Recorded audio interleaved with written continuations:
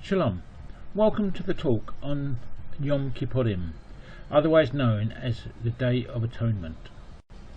It's commonly held belief that on this day, each and every person that belongs to our Father in the heavens is to afflict their souls, and that the person that does not afflict their souls on this day is to be cut off from the family of Yahuwah. But is this a correct understanding? I often wondered about this, because to me the one that was truly afflicted in order that we can become part of the family of Yahuwah is Messiah himself, who was afflicted on Passover 33 CE, and his soul was terribly afflicted so that we can live. He was lifted up high to die so that we will be enabled to stand with him and not be bowed down in judgment. So I often question this thought: should we actually afflict our souls? Is that what the text really does tell us? Now, if it is not what the text tells us, then what should we do? What does it tell us? And this is what we're going to look at now. And I'm going to give my translation unamplified to start with, then I'm going to amplify it, and then I'm going to read my notes on it, after which I'm going to read some of the standard translations, the English translations from various sources, and then I'll finish with a conclusion. Okay, my unamplified translation, it's found Leviticus or Vayikra chapter 23 verses 26 through to 32 inclusive. Verse 26 states, "And Yahuwah he spoke unto Moshe, saying, Surely on this 10th day of this 7th restored moon is a day of the coverings and reconciliations. It shall continually exist to you a set apart and cleansing called out assembly meeting, and together your souls they shall answer and respond, and you shall draw near and approach the adoptive mother in regards to Yahuwah. And you shall not perform, labour at any of the work of the heavenly messenger on this empowering and abundant day, because it is a day of covering and reconciliations, in order to put a cover upon you before Yahuwah your mighty one. Indeed, all the souls which do not answer and respond on this empowering abundant day, then she will completely cut them off due to their own choices from out of her family. And all the souls which continually undertake, perform, or does any of the work of the heavenly messenger in that empowering and abundant day, then that soul I will completely separate and lose from the midst of her family. Do not perform any of the work of the heavenly messenger. It is an eternal and perpetual coming together as a prescribed statute in regards to your generations in all your dwelling places and assemblies. It is a day of rest and reflection, a Shabbaton. You and all your souls shall answer and respond on this 9th day of this 7th restored moon in the evening. From evening unto evening you shall cease, desist, and rest for your Sabbath." I know immediately people are going to say this is not what the standard translation says, and absolutely it's not. But now I'm going to read the same translation, but with more amplification with certain words, to give reasons why it's been translated in the way it has. And in my notes which will follow, I will explain why the modern translations are wrong, and that it is a day of coverings rather than a day where we must afflict ourselves. Okay, back to verse 26. "And Yahuwah he spoke unto Moshe." Yahuwah he spoke is third person masculine singular, and it means speech, an orderly arrangement of letters and words. The things that are orderly, it's an orderly arrangement of anything. And unto Moshe, meaning to draw out. to draw out of the water, saying, surely, a particle of emphasis and affirmation, surely, hence, certainly, indeed, howbeit. On the 10th day of this 7th restored moon is Kodesh, meaning the fully restored moon, is a day of the coverings and reconciliations. It's Kippurim, but it's followed by the definite article. So it can't be the it's got to be the day. It's a specific day. It's the day of coverings and reconciliations. And a covering, Kippur. Kippurim is plural Kippur, and it's a covering, a protective covering to go over something, or the covering of a wrong or debt. Just as the set apart spirit covers us with her garments of light, so that Yahuwah cannot see our shame, our nakedness, which is our natural sinful state. It shall continually exist, yea, to be, to become, became. This is in all tenses, from as far as time is concerned. It's in the imperfect tense, so it's continuous and ongoing. It shall continually exist to you, and it comes from Haya, which means to be, to exist, to become, etc. It shall exist to you, set apart and cleansing, Kodesh, set apart for a special purpose. It's from the word Kadash, which means to be causatively make, announce, or observe as clean. So to you, it shall be to you a set apart and cleansing, called out assembly meeting. That's Mikra. A meeting for reading and reciting. It's from the roots of kara, meaning to call, to summon, recite, proclaim, and meeting. And together your souls, nefeshotikem.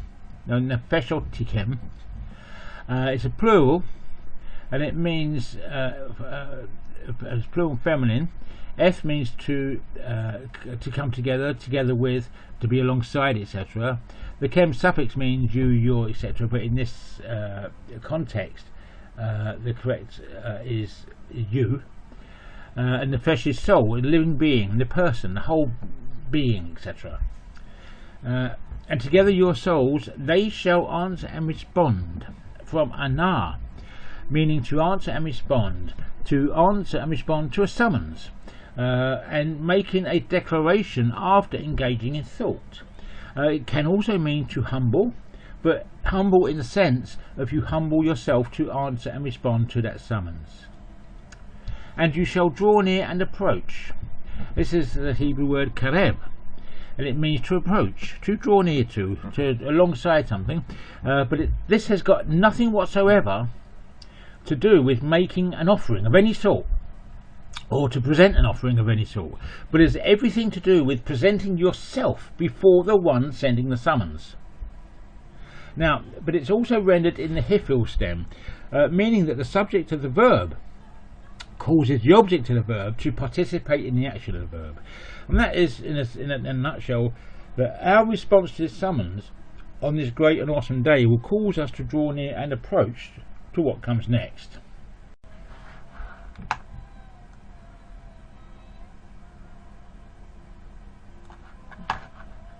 Right, you shall draw near and approach the adoptive mother. That's Ishar.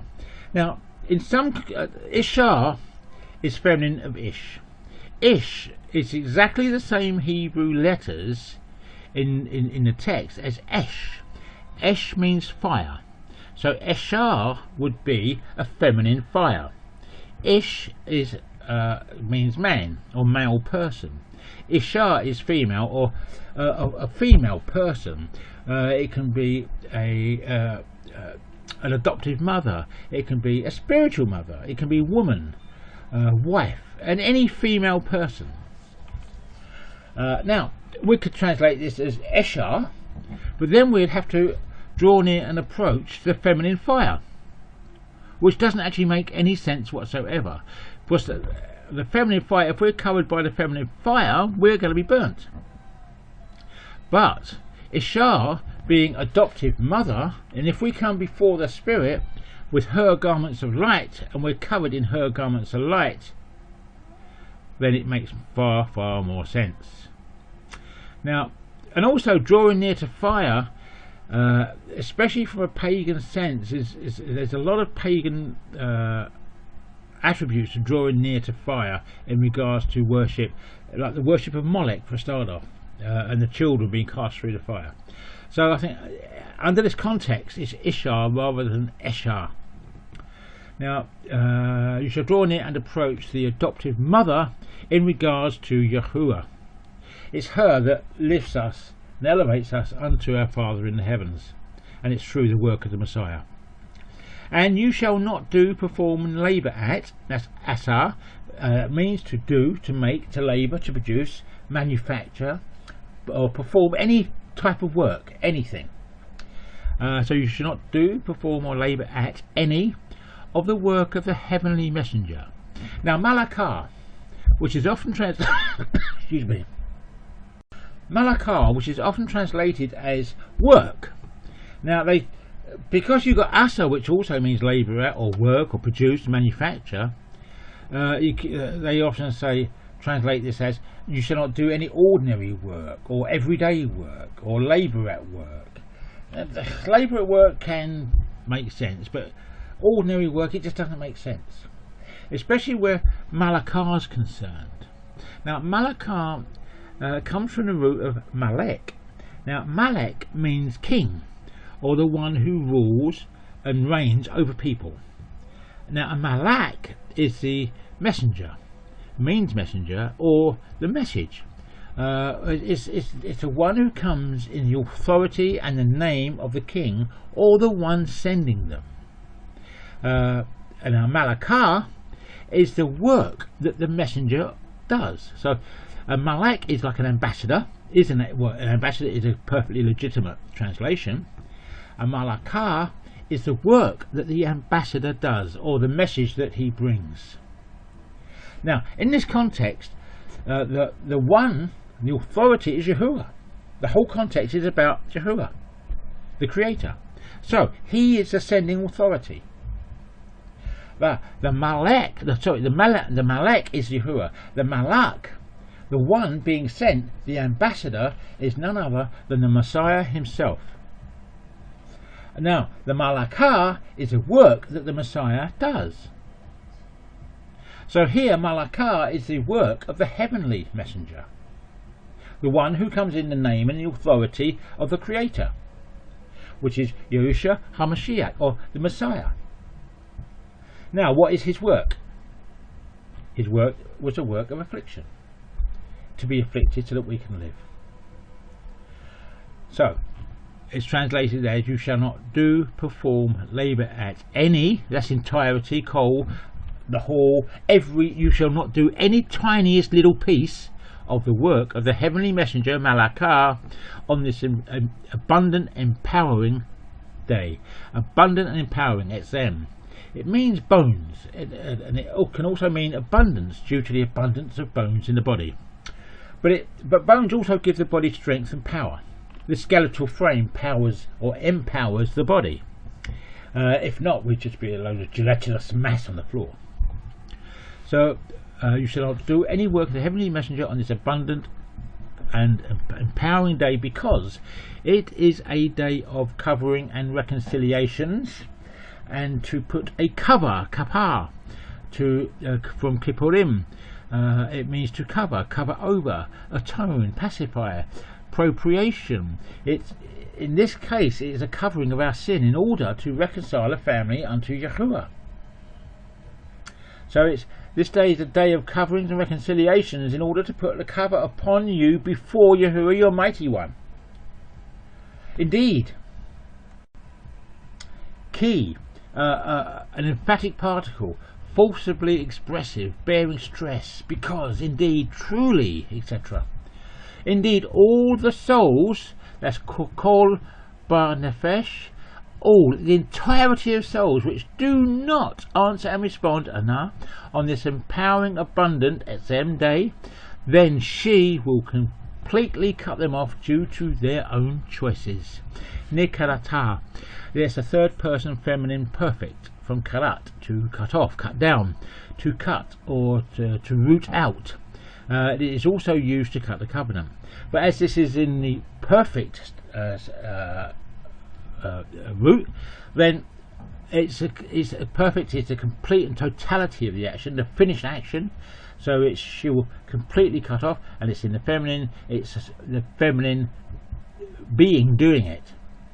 So she will completely cut them off, which is a set apart spirit. She will completely cut them off due to their own choices from out of her family. And all the souls which continually undertake, perform, or does any of the work of the heavenly messenger, Malakah, in that empowering and abundant day, then that soul I will completely separate and lose. Abad, lost, perish, destroyer. A wanderer is one who is one alone and lost. A place separated from people is a place of ruin, and a person separated from the source of life, Yahuwah, is dead and lifeless and set to wander the abyss for eternity. But it's he will cut them off, not her. He, or Yahuwah himself, the one speaking, I will completely separate and lose from the midst of her family.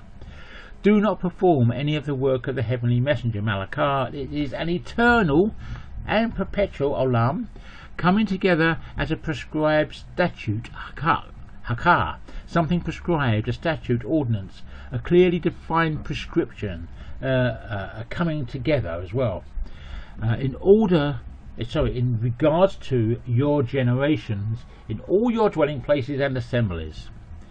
It is a day of rest and reflection, a Shabbaton, which is a special Sabbath set apart as a celebration of the promise of the seventh day of rest, also set apart for reconciliations and building the familial relationship with Yahuwah. You and all your souls shall answer and respond on the 9th day of the 7th restored moon in the evening, as Ba'alev. From evening unto evening you shall cease, desist, and rest for your Sabbath. Okay. Again, just to reiterate, you will find it totally different from the standard translations. Most people will just automatically toss this out without hearing any more, without going through the notes. But I strongly hope that you will stay with this, because I will explain exactly why it's been translated this way. Okay, notes and explanations. And Yahuwah, he spoke. Yahuwah is self-existent. He was, he is, he will be. It comes from the root word of Haya, means to exist, to be, but it's in the imperfect tense, which means he was, he is, he will be, he existed today, he exists tomorrow. He's eternal. He spoke. The opening statement of this Yom Kippurim instruction tells us exactly who is giving this instruction. It tells us the instructor's character and authority. The Creator gave us his name 7,000 times in the Tanakh, and therefore he wants us to know it and use it. But not just to, he doesn't want us just to know it and use it as some sort of mantra. He wants us to understand it. And see, by doing so, we can learn to understand him. And by learning to understand him, we can learn to deeply respect and revere him, and thereby we can deeply respect and revere his name. As I said, Yahuwah, the word itself, is a third person masculine singular of Haya, meaning to exist, to be, to breathe. But Haya is one of the few Hebrew root words which is rendered in the imperfect mode. In Hebrew there are two general tenses, perfect and imperfect, both of which have nothing to do with time as our tenses do, like past, present or future, but instead they are dealing with completed actions or incomplete actions, or even the ongoing continual actions, or especially where imperfect is concerned, the ongoing consequences of actions. So the imperfect mood refers to a continual unfinished actions, or the continual and unfolding consequences of that action, as well as, when the context allows, as with this verb being used as a noun, an action which is beyond time. And to exist beyond time is to exist outside of time. Therefore, he is eternal and self-existent. So Yahuwah literally means he was, he is, he will be. He exists beyond time, and therefore he is self-existent and eternal. That means every time we speak his name, we affirm and make known his eternal existence. We make known and we shout out his eternal character and nature. We make known his eternal life, and therefore we make known his eternal trustworthiness as someone we can totally trust and rely upon. But if you think about it logically, if he exists beyond time, he doesn't need us to exist. He exists before we were even, how can I say he existed before we were even thought of? Because we were eternally thought of, and therefore, and maybe in his mind we eternally existed with him. I don't know. Now I'm just really speculating.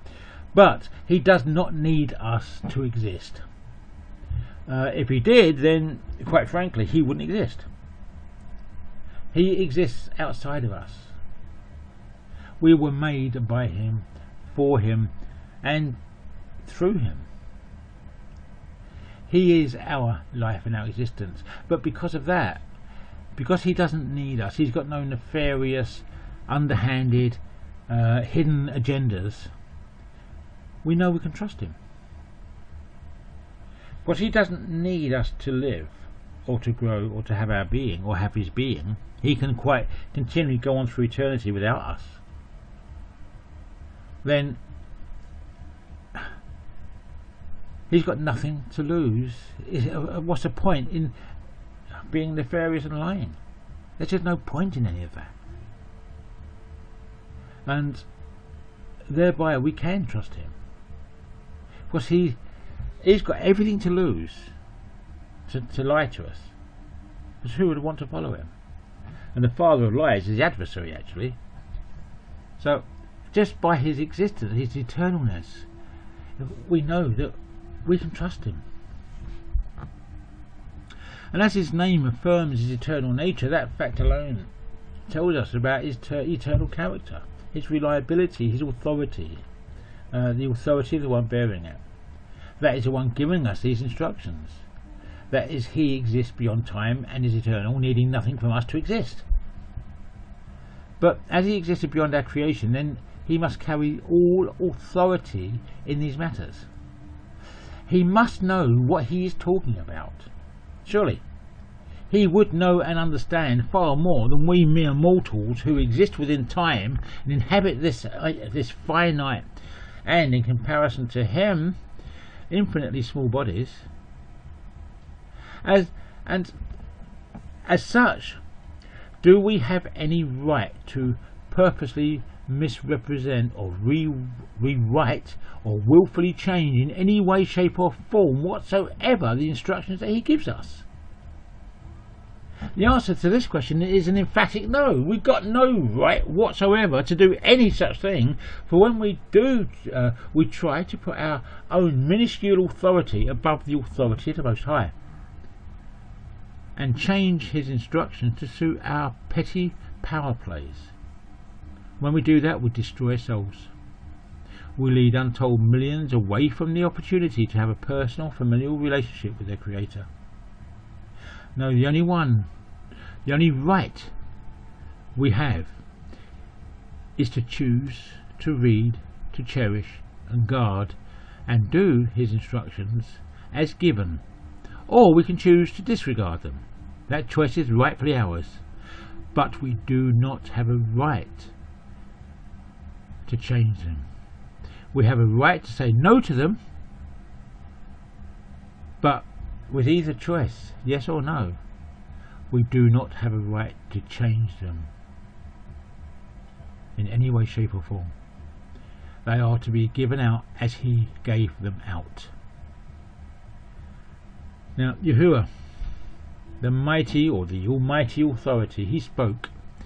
That is, he communicated, you know. Speaking is about communication. He communicated his thoughts, his ideas and his instructions in a very simple, intelligent way. Now, the point about communicating something is to make it understandable, to get across ideas that other people can understand and apply. You've got to make it simple, for us to understand and accomplish. And you can't go, once you've given your instructions, you can't go changing instructions and complicating them. He doesn't complicate things. He uses his words very, very wisely and with exactness.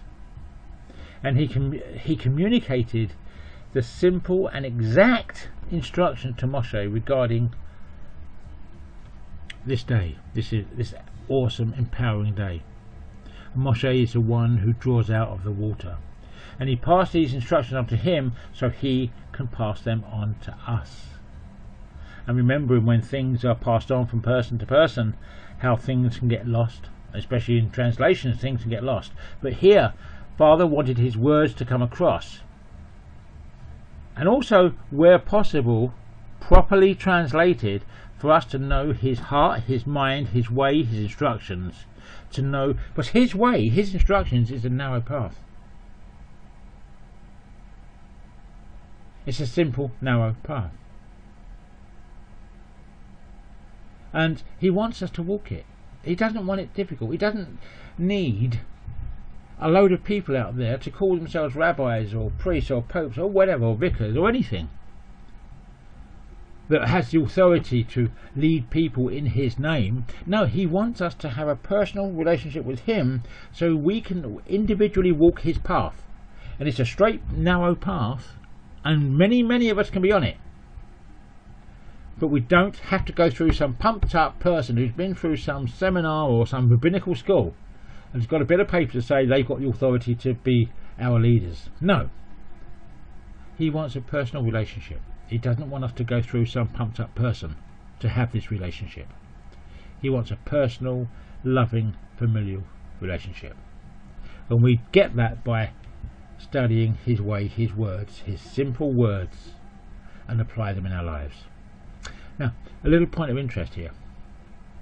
In the ancient Hebrew thought, the water represented all the nations, like the Goyim. Now, people see that as a bad word, but it just means nations and other peoples that don't belong to Father. That is all the peoples outside of the family of Yahuwah. That is all those that do not or will not cross over from the world's religious systems to the way and road of Yahuwah's instructions, who are not in or refuse to enter into the familial relationship covenant.